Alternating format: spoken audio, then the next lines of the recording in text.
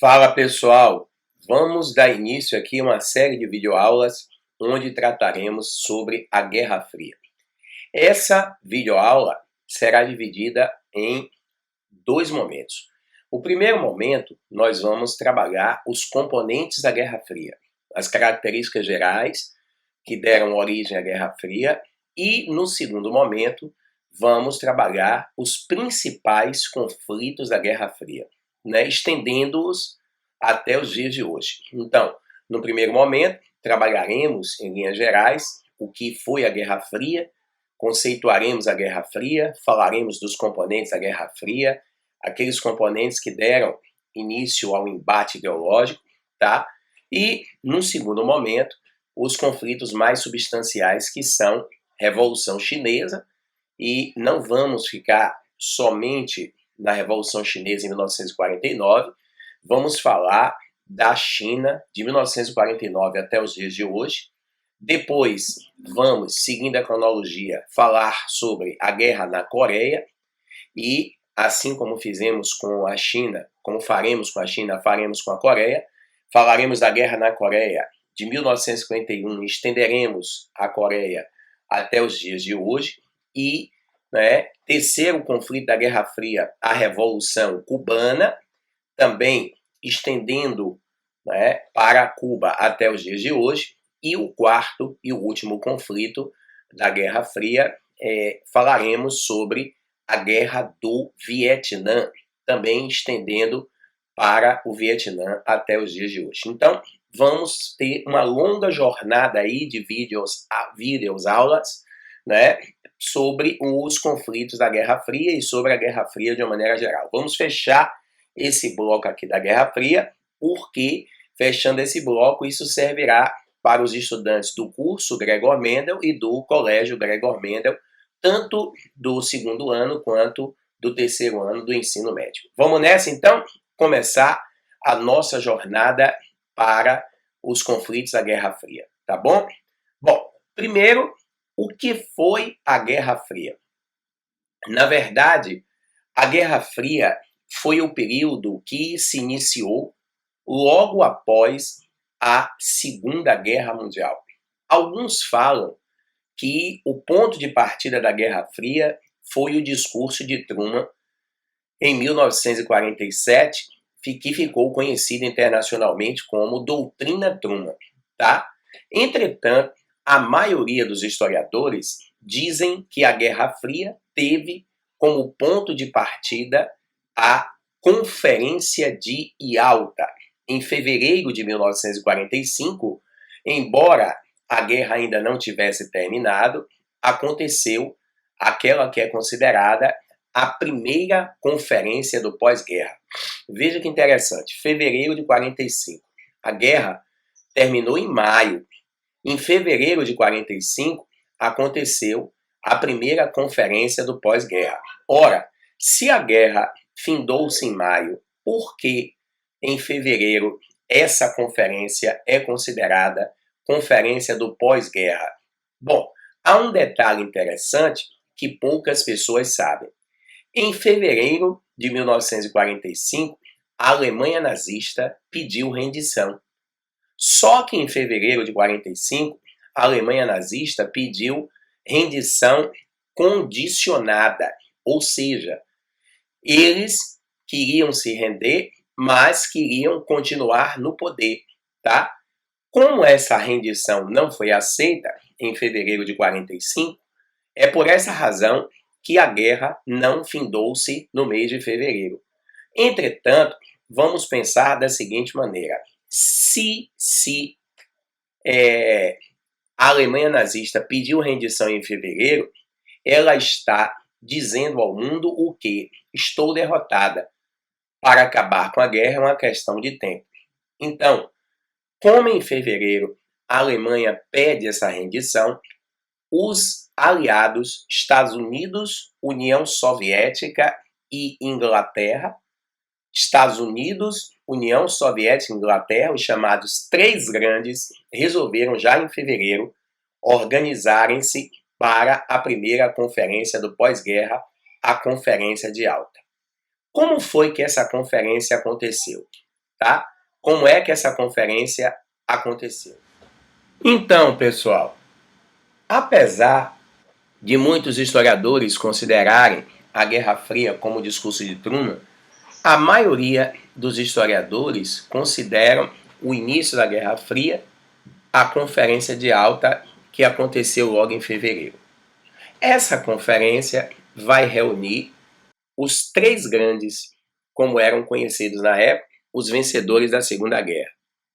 Stalin, representando a União Soviética, Roosevelt, representando os Estados Unidos, e Churchill, representando a Inglaterra, certo? Então, esses foram os aliados, foram os grandes responsáveis pela vitória contra o totalitarismo, o nazifascismo na Segunda Guerra Mundial, certo?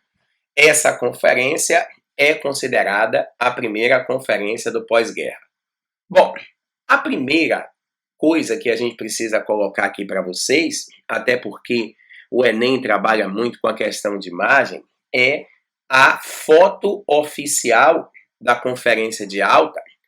É importante salientar que Alta é um território que fica na Crimeia Soviética. O Stalin, esse que eu estou passando a sério, ele exigiu que a primeira conferência do pós-guerra fosse na base militar de Sebastopol, na União Soviética, como demonstração de poder para o mundo que a União Soviética havia vencido o conflito. Vejam como esta conferência no improviso, tá vendo? Primeiro, olhe aqui o chão batido, foi na base militar, os tapetes, são vários tapetes colocados numa arrumação sem nenhum critério, as cadeiras comuns que eles estão sentados, tá? A desatenção desses oficiais, esse está conversando com esse daqui, acompanha a seta, aqui cortaram a cabeça de dois oficiais, esses dois estão olhando para trás, alguma coisa chamou a atenção, esse está entrando, esse está olhando para cá, para a conversa, esse aqui deve ser o fofoqueiro, né? Prestando atenção na conversa dos dois. Então, a disposição dessa foto mostra para nós como a conferência de Alta ela foi improvisada. Agora tem um detalhe interessante. Roosevelt está no meio, o presidente dos Estados Unidos no meio, ou seja, fazendo o papel de mediador. À direita dele, o Churchill, esse careca aqui, o primeiro-ministro da Inglaterra, e à esquerda, Stalin, porque a União Soviética era vista como um regime de esquerda.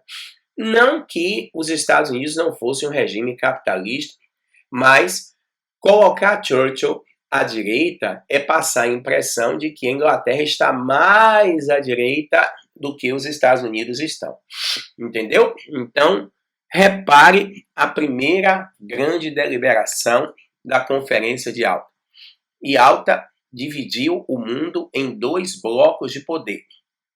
Um bloco capitalista, sob a liderança dos Estados Unidos, sob os auspícios norte-americanos, e um bloco socialista sob a liderança soviética, sob os auspícios da União Soviética. Você que está me acompanhando aí, anotando, é daí que surge a expressão o mundo bipolar. Daí que surge a expressão o mundo bipolar, que é o mundo dividido em dois polos de poder, certo? Então, essa primeira deliberação atingiu todo o globo. Agora, a Europa foi o principal palco do conflito da Guerra Fria.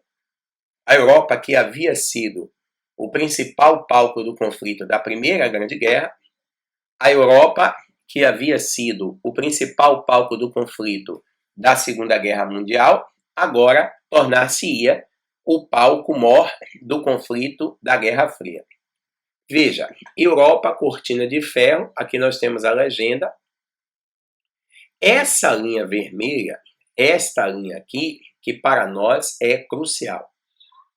Esta linha vermelha imaginária foi batizada por Churchill de cortina de ferro, certo? Essa linha foi batizada por Winston Churchill de cortina de ferro.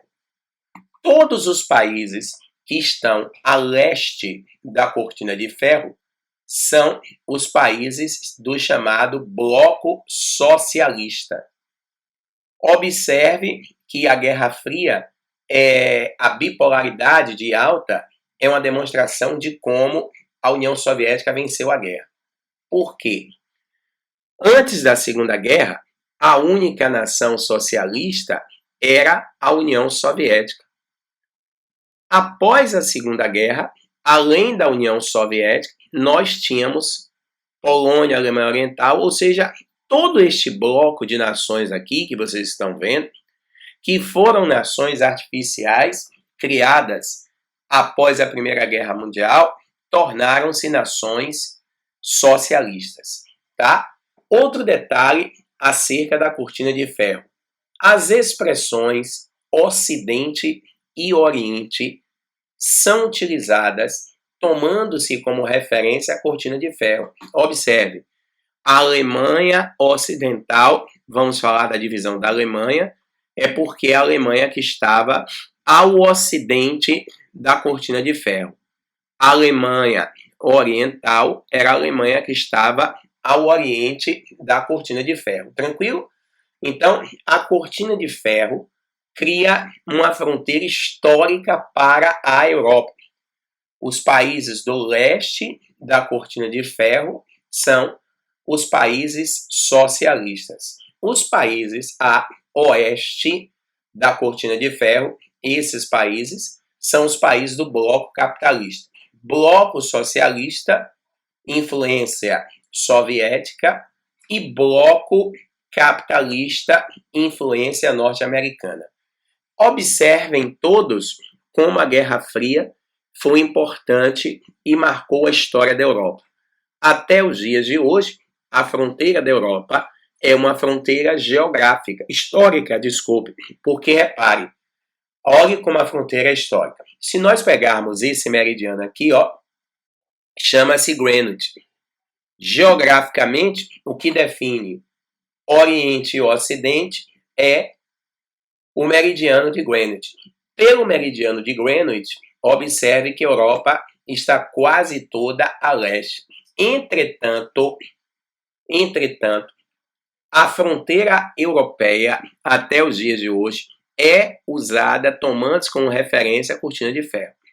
Se você chegar numa agência de viagens e pedir um pacote turístico para o leste europeu, eles vão lhe dar um pacote para esses países da cortina de ferro. Então, guarde isso aqui, porque a Europa foi novamente o principal palco do conflito na Guerra Fria.